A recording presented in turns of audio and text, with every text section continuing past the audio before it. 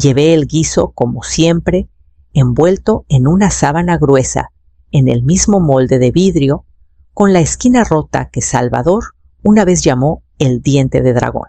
Mis brazos temblaban un poco al cruzar las rejas de fierro de la hacienda de mi hija. No estaba invitada. No realmente. El mensaje de Clara fue vago. Haremos algo pequeño para Salvador, este fin. Pásate si quieres. Pero lo tomé como suficiente. Hace 10 años yo habría sido la que organizara estas cenas. La puerta principal no estaba abierta, pero la música se colaba por las ventanas grandes de cristal. Clásica, algo caro y sin alma. El tipo de música que Esteban ponía cuando quería impresionar. Toqué. Nadie respondió, así que entré sola. Adentro, el olor a mantequilla y azafrán chocaba con mi pollo al romero como perfume caro, sobre jabón de lavadero. Al doblar la esquina, vi el comedor iluminado por velas y platos con bordes dorados, con tarjetas de nombres bajo copas de cristal. En lugar de Salvador, tenía una servilleta doblada en forma de grulla. No había llegado a la mesa cuando lo vi Esteban junto a la chimenea con una copa de vino rodeado de hombres en trajes caros y mujeres con sonrisas afiladas. Su voz cortó el murmullo. Vaya, dijo mirándome, como si fuera un perchero que cobró vida. ¿Realmente vino? Sonreí con suavidad y me dirigí al aparador, pensando en dejar el guiso sin hacer ruido un pedacito de calor en un cuarto que se sentía helado. Pero antes de que pudiera dejarlo, Esteban levantó una mano. Seguridad llamó casi como pidiendo más hielo. Saquen a esta pobretona de la mesa. Hubo una pausa. Luego una risita baja de alguien detrás de él. Algunos giraron la cabeza esperando el remate. Un joven de traje negro apareció. Me miró con esa neutralidad entrenada, como si hubiera visto cosas peores. Enderecé la espalda, le entregué el guiso todavía tibio y me di la vuelta sin decir nada. Cuando salí a la noche, la sábana aún olía levemente a tomillo. La doblé bajo mi brazo y caminé por el sendero pasando los arbustos que yo misma ayudé a plantar. Las estrellas arriba brillaban más de lo que recordaba. O tal vez yo había dejado de mirar al cielo. No lloré en el trayecto. Mis manos se mantuvieron firmes en el volante, aunque una parte de mí quería temblar. El molde del guiso estaba en el asiento del copiloto, su calor ya desvanecido, reemplazado por un silencio pesado. Mantuve las ventanas cerradas. Las curvas familiares del camino se sentían más frías, las luces de la calle proyectando sombras largas sobre el asfalto que antes conocía como amigo. Mi casa no estaba lejos a 15 minutos, si manejas despacio como yo lo hice. Mi casita de 2 pisos se alzaba modesta detrás de una fila de hortensias desvaídas. Estacioné, llevé el guiso adentro y lo puse con cuidado en la mesa de la cocina. El silencio de la casa me recibió como una costumbre vieja. Encendí la lámpara pequeña de la cocina y me quité el abrigo. Una corriente de aire se colaba por debajo de la puerta trasera. No hice nada por taparla. En un estante lejano estaba un folder negro descolorido. Lo alcancé con cuidado como si pudiera deshacerse en mis manos. La cubierta de plástico estaba suave por los años, con las esquinas gastadas. Lo puse en la mesa y abrí la primera página. El título me miró fijamente. Hacienda San Román, titular Amalia R. San Román. Seguía a mi nombre, la hacienda donde Clara y Esteban daban sus fiestas, donde me echaron como si fuera una intrusa. La había arrendado después de que Javier murió, dejando que Clara la manejara para que se sintiera importante. Pero la estructura, los terrenos, los impuestos, todo seguía siendo mío, solo que nunca lo había dicho en voz alta. Pasé la página. Otro grupo de documentos. San Román y Torres Abastecimientos S.A.D.C.B. Mi esposo y Rubén lo construyeron desde cero. Yo lo mantuve vivo después de que Javier se fue. Silenciosa cuidadosamente. Dejé que Clara y Esteban pensaran que se había vendido, que se había disuelto. Me había apartado, pero nunca solté las riendas. El folder tenía cada detalle. Mis dedos recorrieron las páginas, los contratos, los márgenes con la letra pulcra de Rubén. Ellos tomaron mi silencio por rendición. Me levanté, fui al closet trasero y bajé la caja fuerte vieja. Adentro todo lo demás esperaba contraseñas de cuentas. El registro de la empresa, el poder que nunca usé. Hasta ahora.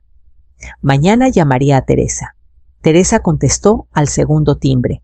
Su voz era cálida, alerta. Amalia, es hora, dije. ¿Nos vemos en la cocina de preparación? No, en la oficina. No dudó. Dame 20 minutos. Manejé con el folder asegurado en el asiento del copiloto. El edificio estaba cerca de las vías viejas del tren silencioso a esa hora. Estacioné junto a la puerta trasera, la misma por donde Javier y yo descargábamos cajas de la camioneta en los primeros días. Teresa ya estaba ahí cuando entré con harina en el delantal, mangas remangadas, los ojos vivos, a pesar de la hora. No preguntó por qué la llamé. Solo se limpió las manos y señaló la mesa larga de acero inoxidable. Extendí las páginas, documentos de propiedad, acceso a cuentas, listas de proveedores. La empresa de catering de Esteban, dije pasando a una sección resaltada. Han estado usando nuestra red de proveedores a través de un contrato terciario. ¿Lo sabías? Teresa se inclinó. Pensé que era por Distribuidores La Campana. La Campana es nuestra, dije bajito. La creamos en 2008. Rubén aún firma las facturas, pero la empresa matriz es San Román y Torres. Teresa se sentó. Entonces, ¿qué quieres hacer? La miré fijo. Quitar los precios preferenciales, pasarlos a tarifa completa y marcar cualquier evento bajo el nombre Catering Invierno o Esteban Invierno para revisión interna. Ella sonrió apenas. A partir de ya asentí. Que las facturas hablen. Sin avisos, sin confrontaciones, solo corrección. Pasamos la siguiente hora actualizando permisos de proveedores y etiquetas de cuentas. Me moví despacio leyendo cada línea 2 veces. No había tocado estos sistemas en años, pero el ritmo volvió fácil, como un idioma que mis manos no olvidaron. Cuando terminamos, Teresa se levantó y me ofreció una taza de té, como yo solía hacer por ella cuando era pasante, y quemaba los panes en los hornos traseros. Antes de irme dijo, ¿segura que quieres encender este fuego? Negué con la cabeza. No estoy encendiendo nada, solo estoy cerrando la llave de gas. A la mañana siguiente, manejé al comedor de Rubén. Rubén ya estaba sentado en una mesa junto a la ventana cuando entré revolviendo azúcar en su café como lo había hecho los últimos 40 años. La mesera me saludó con un gesto sin molestarse con el menú. Me deslicé en el asiento frente a él y puse el folder en la mesa entre nosotros. Lo miró luego a mí. Entonces, finalmente se pasaron de la raya. No respondí de inmediato. Solo vertí crema en mi taza viendo cómo se arremolinaba. Llamó a seguridad, dije. Dijo que sacaran a la pobretona de la mesa, como si fuera una mancha en los cubiertos. Rubén no se inmutó. Te lo advertí. Clara se casó con un hombre que ama el dinero, no el legado. Lo permití, murmuré. Y ahora ya no lo permito más. Abrió el folder y hojeó las páginas. Todo esto sigue en orden. Nunca transferiste nada. Quería que ella sintiera que construyó algo. Pensé que le daría orgullo. Encontré sus ojos. Resulta que solo construyó distancia. Golpeó una línea en el título con su dedo índice. ¿Quieres retomar el control de la hacienda? Asentí. Sin alboroto. Solo quita su nombre de la autoridad de arrendamiento. Que se quede con los muebles y el orgullo. Quiero el título de vuelta. Rubén asintió lentamente, sacó una pluma y firmó la solicitud de reversión administrativa. Nunca necesitaste hacer ruido, Amalia. Solo presencia. Tomamos nuestro café en silencio un rato, dejando que la gravedad se asentara. El sol entraba por el cristal proyectando sombras largas sobre la mesa. Antes de irme, le di otro folder. Este es para San Román y Torres. Necesito que notifiques a la Junta. La empresa de Esteban está marcada. No más contratos. Rubén guardó el folder bajo su brazo, como si no pesara nada. Estará hecho antes del almuerzo. Al salir, el aire frío no cortaba tanto. Por primera vez en mucho tiempo, no me estaba encogiendo para caber en la comodidad de alguien más. Tenía una parada más antes del atardecer la oficina de mi abogado. El nombre de Clara salió del arrendamiento esa misma tarde. La hacienda volvió completamente a mi propiedad sin disputa, sin ruido. Mi abogado lo manejó con la elegancia de alguien que ha visto este tipo de ajustes antes. Solo hizo falta una cláusula enterrada en el acuerdo original, el derecho a terminar a voluntad con notificación de 30 días. Le dije que redactara la carta, que la enviara certificada. El sobre salió antes del atardecer. 3 días después recibí una llamada. La voz de Esteban Filosa, con una calma forzada, cortó el silencio. Amalia. Recibimos tu notificación. Clara está deshecha. Revolví mi té. ¿De veras espero que te des cuenta de cómo se ve esto? ¿Una expulsión repentina sin hablar? No es una expulsión, dije. Es un recordatorio. Hizo una pausa midiendo su tono. Lo estás haciendo personal. Lo es, respondí. Porque lo es. Colgó sin decir más. Para el fin de semana, otra carta estaba en marcha, esta desde San Román y Torres. Teresa había terminado la auditoría interna y confirmó lo que ya sabíamos. La empresa de Esteban había estado mal etiquetando ítems de facturas y exigiendo descuentos de catering más allá de la política. La sociedad terminó. Sin recurso, sin apelación. Su gran gala, la que estaba por todos lados en redes, de repente se quedó sin lugar ni comida.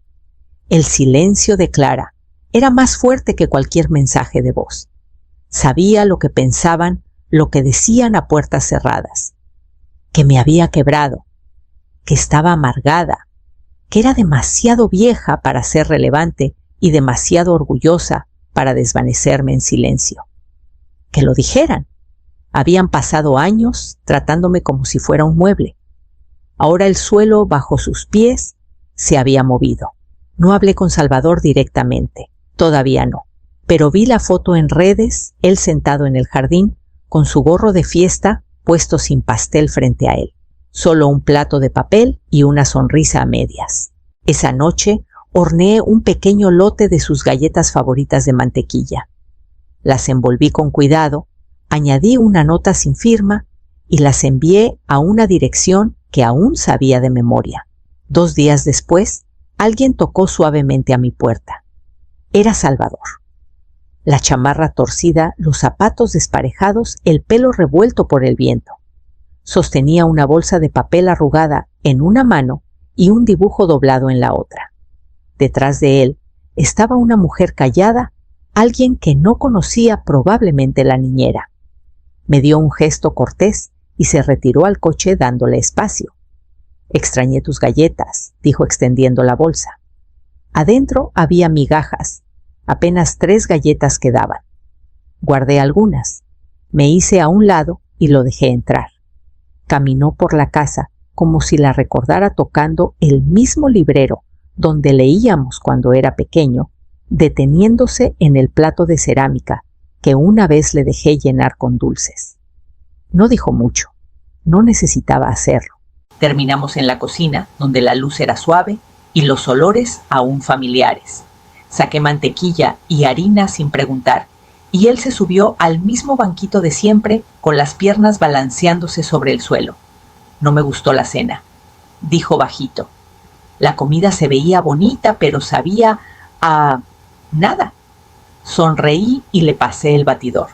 A veces las cosas se visten de gala para ocultar lo vacías que están. Me miró entonces con los ojos bien abiertos. ¿Por qué ya no vienes?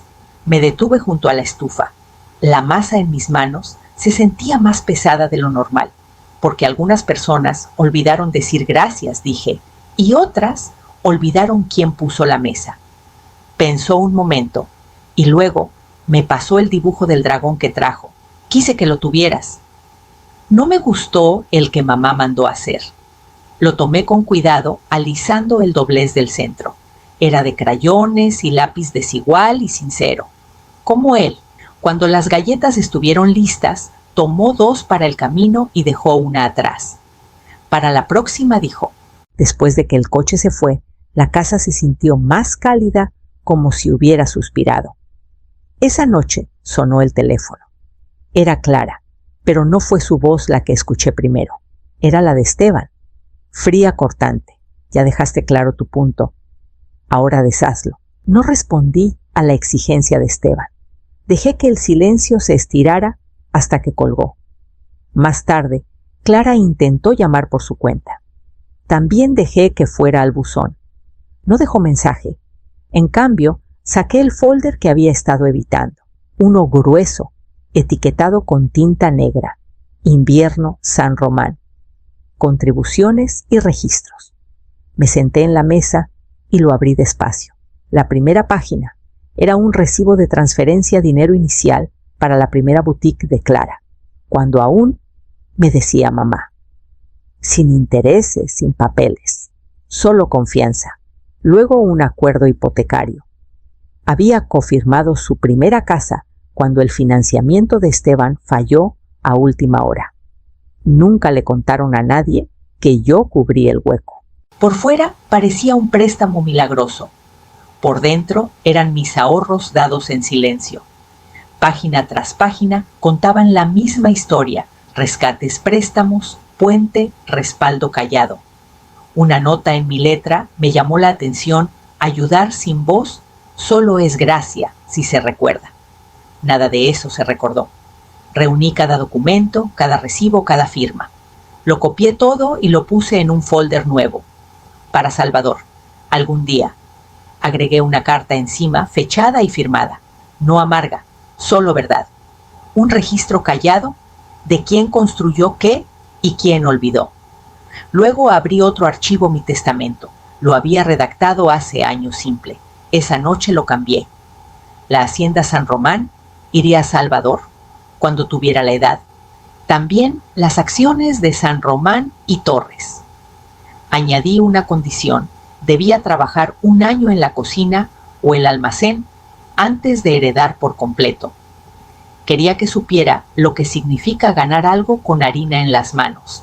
Sellé todo en la caja fuerte, giré la perilla y me quedé quieta un buen rato. No quedaba nada para darles a Clara o Esteban. Habían devorado la bondad y escupido el nombre. A la mañana siguiente llegó una carta, papel grueso, color crema, sin remitente. Adentro había un recibo de flores y una línea escrita con letra desconocida: ella lo siente. Las flores llegaron en una caja blanca, orquídeas claro. Clara nunca podía enviar algo sencillo. Las puse en agua sin darle muchas vueltas. La disculpa no era de ella. Nunca lo sería. Alguien más la escribió, probablemente una asistente o la florista que no sabía que estaba actuando como suplente del remordimiento. Al día siguiente, escuché rumores de Rubén. La gala se había desplomado oficialmente, sin lugar, sin catering y con proveedores retirándose uno tras otro. Esteban intentó moverla a un salón más pequeño en el centro. Nadie quiso aceptar la reserva. Tu nombre viaja más rápido que tú, dijo Rubén, no sin amabilidad. Al parecer se corrió la voz de que la madre de Clara, la que tiene el dinero, estaba detrás de todo. No quería causar chismes, pero cuando la gente siente que el poder cambia, habla. Especialmente los que se beneficiaron de tu silencio. 2 días después, Clara vino a la casa. No tocó el timbre, solo golpeó suave, como esperando que no la oyera. Abrí la puerta de todos modos. Estaba de pie con una postura perfecta, el cabello recogido, pero sus ojos tenían ojeras de cansancio. Cometimos errores, dijo. Asentí. Lo sé, parpadeó fuerte. Él se pasó y tú no hiciste nada. No sabía cómo, dijo bajito. No dije, no quisiste. Miró a otro lado, luego a mí de nuevo. ¿Podemos arreglarlo? No respondí. En cambio, tomé el dibujo del dragón de Salvador doblado pero limpio y se lo di. Devuélvele esto a tu hijo, dije, y dile que las galletas siempre están aquí. Sus dedos se cerraron alrededor del papel. ¿Y lo demás? Preguntó. Cerré la puerta con suavidad. Esa noche hice un lote de bollos de mantequilla y dejé un lugar vacío en la mesa. A la mañana siguiente, Salvador volvió. Esta vez trajo a alguien con él. Alejandro. Salvador entró corriendo con los brazos agitados, lleno de alegría. Sostenía una hoja doblada, otro dibujo, un castillo con jardín y una mesa larga llena de platos. Esta es tu casa, dijo. Puse al dragón adentro esta vez, para que no lo dejen fuera. Me agaché a su lado y pasé los dedos por los bordes. Es perfecto. Detrás de él, Alejandro estaba en la puerta. Se veía más viejo de lo que recordaba, no en años, sino en cansancio. Sus ojos recorrieron la casa como si no la hubiera visto en mucho tiempo, aunque sabía que había estado aquí más veces de las que podía contar de pequeño. No estaba seguro de si me dejarías entrar, dijo. No tocaste. Soltó una risa corta y entró. Nos sentamos a la mesa mientras Salvador jugaba en el suelo. Serví té. Alejandro no habló por un buen rato. Lo dejé sentarse en el silencio, como cuando no sabía cómo pedir perdón. Vi los papeles, dijo al fin. El fideicomiso, la herencia, todo. Asentí. Pensé que él merecía la verdad, no la versión que dejaste que Esteban contara. Tenía miedo, admitió, miedo de decepcionarlo, miedo de perder lo poco que teníamos de calma. Y al proteger su comodidad, dije, sacrificaste la mía. Bajó la mirada. Pensé que eras lo bastante fuerte para soportarlo. Lo estudié. La fuerza no es permiso. Hizo una mueca. Lo veo ahora. Salvador se acercó entonces jalándome de la manga. ¿Me cuentas la historia del dragón otra vez? Sonreí y lo subí a mi regazo. Érase una vez un dragón astuto. Empecé. Todos pensaban que era débil porque vivía en las colinas. Pero olvidaron ella. Construyó la montaña sola. Alejandro nos miró un momento. Luego dijo suavemente, me encantaba esa. No lo miré, solo dejaste de escuchar. Asintió. Pero ahora estoy aquí. Nos quedamos así un rato, 3 generaciones en la misma mesa. Y por primera vez se sintió mía otra vez.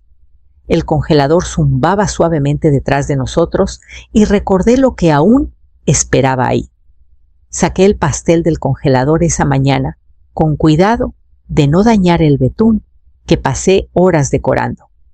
Las alas del dragón seguían intactas, las escamas de azúcar aún brillando bajo el plástico.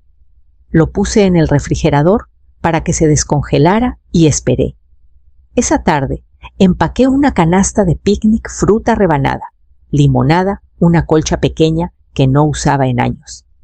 Alejandro y Salvador llegaron puntuales vestidos, sin alardes, sin público, solo familia. Manejamos al lago que Javier amaba, el que tiene el roble torcido y un trecho de tréboles. Extendí la colcha mientras Alejandro encendía una linterna pequeña y Salvador corría en círculos por el césped, fingiendo ser un caballero que cuida un tesoro. Cuando abrí la caja del pastel, Salvador jadeó. Es de verdad, susurró. ¿Lo guardaste? ¿Lo hice? Dije. Estaba esperando el día correcto. Se sentó con las piernas cruzadas, los ojos bien abiertos y esperó pacientemente mientras cortaba el primer pedazo. El pan seguía esponjoso, la mermelada aún brillante. Dio un mordisco y sonrió. Es perfecto. Alejandro no dijo mucho mientras comía, pero sus ojos no dejaron el betún. Tras el segundo bocado, me miró. Gracias por no tirarlo. No tiro las cosas a la ligera, dije. Menos el amor. Nos quedamos hasta que el sol se escondió tras los árboles, el lago brillando dorado en los bordes. Salvador se durmió en el coche de regreso y Alejandro lo cargó adentro sin decir palabra. Antes de que se fueran, Alejandro se detuvo en la puerta. No espero perdón, dijo bajito, pero quiero ganarme lo que pueda. Asentí una vez. Entonces empieza por presentarte. Eso es más de lo que muchos hacen. Cuando la puerta se cerró, volví a la cocina. Envolví el último pedazo de pastel y lo puse con cuidado en el refrigerador. Luego me senté junto a la ventana con una pluma y una tarjeta pequeña. Escribí: para cada abuela a la que llamaron demasiado pobre para importar. Y firmé la dueña de la mesa.